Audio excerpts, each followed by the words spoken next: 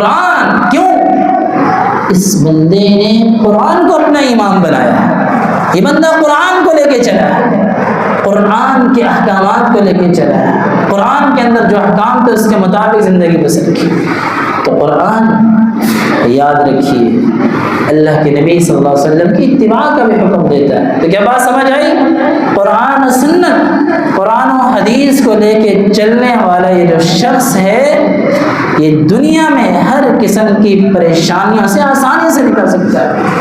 شرط یہ ہے، ضروری یہ ہے کہ اپنے سب کچھ دنیا والوں کی آراء کو، دنیا والوں کی آراء کو پس پشت ڈالتے ہوئے قرآن کو، سنت رسول صلی اللہ علیہ وسلم کو جو شخص اپنا لیتا ہے اللہ سبحانہ و تعالی اسے دنیا میں بھی نوازتے ہیں اور آخرت میں بھی نوازتے ہیں۔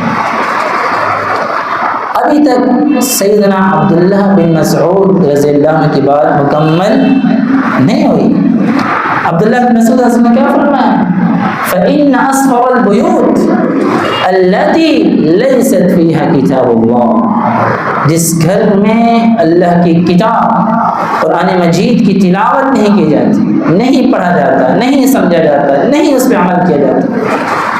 اللہ بن مسعود سے ہم پوچھتے ہیں وہ گھر کیا ہے؟ فرمایا کہ خارب، اس گھر کی مثال ان زمینوں کی طرح ہے جس زمین پہ سیلاب آ جائے، سیلاب آیا ہوا ہے نا پاکستان، سیلاب آئے اور وہ سیلاب ہر چیز کو تہس نہس کر جائے، کہ خارب اس گھر کی مثال اس زمین کی طرح ہے کہ جو سیلاب کے گزر جانے کے بعد پانی کی روانی نے سب کچھ تہس نہس کر کے ہر چیز کو چٹیل زمین کی طرح کر دیا۔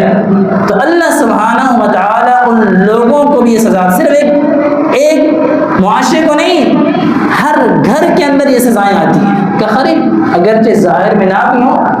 عبداللہ بن مسعود فرماتے ہیں کہ خریب اس گھر کی مثال اس خراب اور بنجر زمین کی طرح ہو جاتی ہے کہ پھر وہاں پہ کوئی چیز اگ نہیں سکتی، صرف معمولی سیلاب نہیں، ہر قسم کا سیلاب اس میں آئے جو زمین کو بنجر کر کے رکھ جائے۔ اتنی زبردست مثال سے سیدنا عبداللہ بن مسعود رضی اللہ عنہ نے سمجھایا کہ اگر ہم نے قرآن کو چھوڑا تو آپ کو ان تمام چیزوں کا سامنا کرنا پڑے گا۔ اللہ سبحانہ و تعالیٰ سے دعا ہے کہ رب العالمین ہمیں ہر قسم کی